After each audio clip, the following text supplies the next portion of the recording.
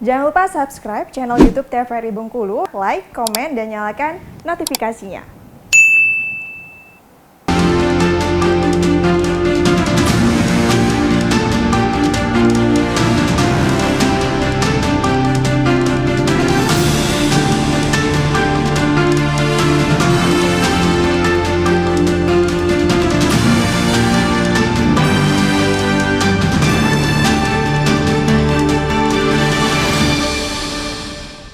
Oke, baik pemirsa, terima kasih Anda masih menyaksikan Berendo, masih bersama Olive dan Adit. Tadi udah nanya Olive, di mana sih tempat favorit Olive kalau belajar, katanya di rumah.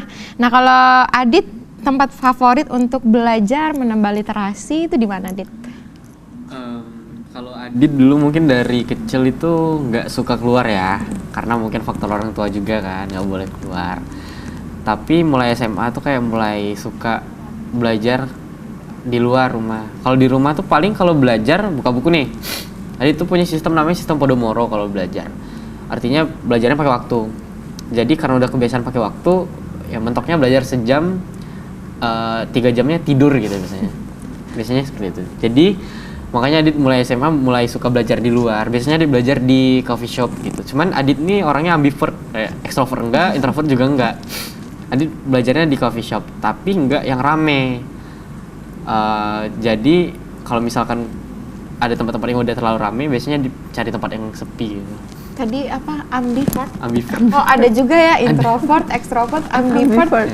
Banyak juga ya ini kemajuan dari literasi tadi sih. Jadi kayak banyak kosakata yang mungkin masih banyak orang nggak tahu. Ternyata ada juga ya ambivert ya, lebih ke introvert dan extrovert gitu ya. Di tengah-tengah gitu. Gabungan kayak gitu ambivi ya. lah ya. Oh gitu.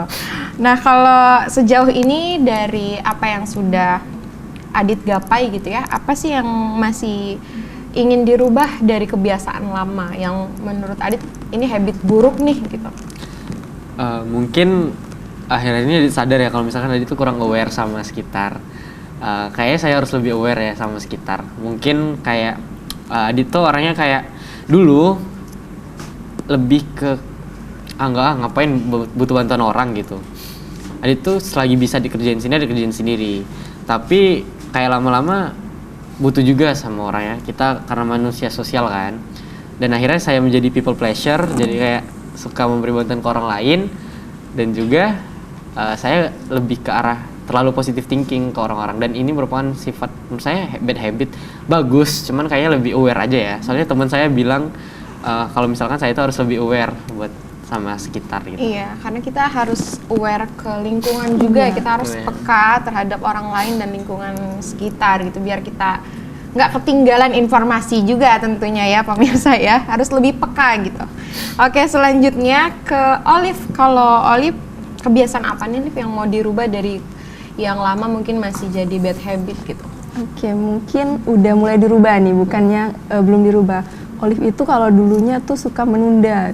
Jadi suka menunda, misalnya nugas itu udah mau deadline baru dikerjain. Tapi kalau sekarang apalagi udah banyak pelatihan-pelatihan semenjak gabung di Pijen itu kan jadi menambah kita itu bagaimana harus lebih disiplin. Nah di situ Olive udah mengurangi nih untuk menunda pekerjaan, itu sih salah satunya. Kayaknya kalau deadline semua orang ya baru tergerak kalau ada deadline. Tapi sekarang udah mulai diubah ya Lip ya.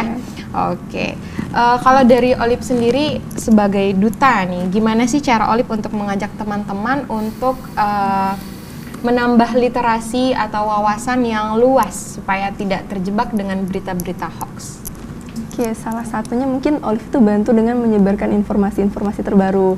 Jadi teman-teman langsung tahu nih, ikut tahu informasi-informasi terbaru. Jadi itu kan bisa mengajak juga teman-teman kepo nih ada informasi terbaru. Jadi ikut dikepoin. Jadi mereka juga bisa membaca gitu, mulai membaca. Juga Olive suka ajak nih teman-teman follow ini sosial media ini menambah pengetahuan gitu sih sebenarnya. Oke, lebih ke promote di media sosial gitu ya, lebih aktif di media sosial gitu. Kalau Adit gimana Dit peranannya sebagai duta? Kayaknya kita mulai dari unit terkecil dulu ya. Biasanya kita menyebarkan informasi hoax. Kalau misalkan itu nggak bener di rumah dulu, dikasih tahu ke orang terdekat Adit. Kalau misalnya informasi yang ini nggak benar gitu. Lalu ke circle-circle kita, baru ke dunia yang lebih luas. lewat sosial media. Kayaknya new media kan merupakan salah satu media yang udah diambil alih oleh internet ya dan digital, dan itu efeknya lebih jauh, media massanya lebih menjangkau seluruh masyarakat gitu kan. Jadi mungkin Adit lebih sama kayak Olive, lebih ke arah memberikan edukasi atau memberikan bagaimana cara meminimalisir berita-berita tidak benar melalui media sosial. Oke, berarti memang media sosial itu adalah salah satu jalur langit ya. Iya. Jalur langit ya. Mungkin yang terakhir nih kita minta pesan dari Kak Olive dan Kak Adit untuk teman-teman di rumah, pesan dan kesannya. Kesan dan kesan. Mungkin boleh Adit dulu kali. Pesan dan kesan sebagai duta kah? Iya, sebagai duta, sebagai mahasiswa yang berprestasi lah ya untuk mengajak teman-teman untuk menambah literasinya dan menambah pengetahuannya.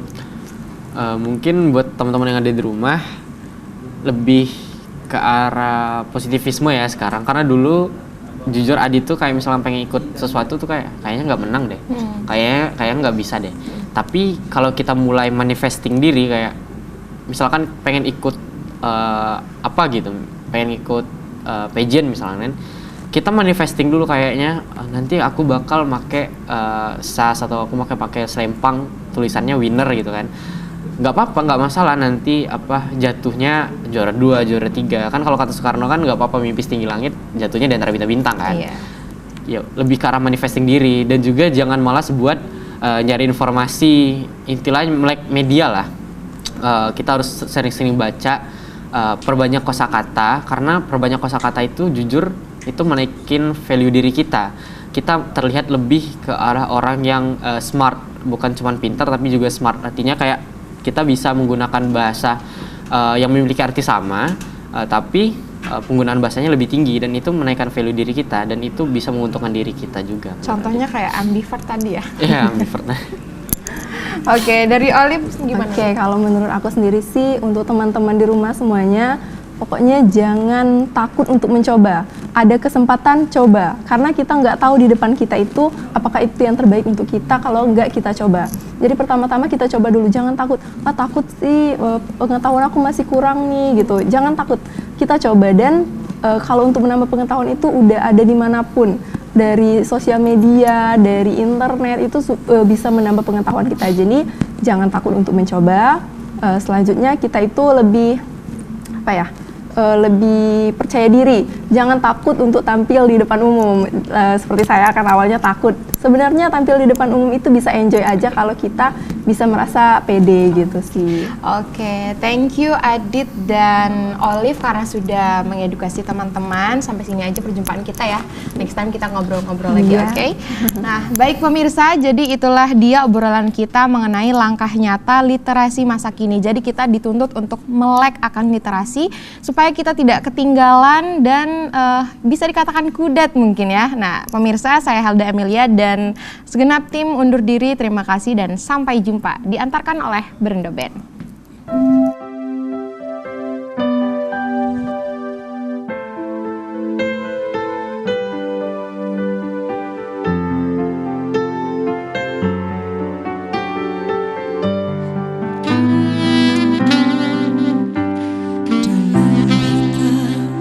Gelap malam ku berdiri melawan sepi.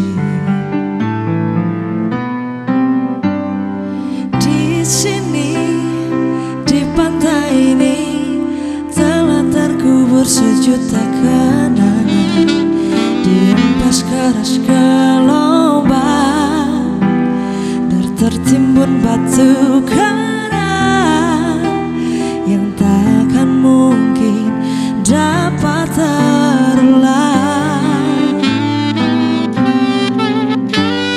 Wajah putih pucat pasi tergores luka di hati. Matamu membuka kisah kasih asmara yang telah ternoda. Hapuskan semua hayalan, lenyapkan satu hari.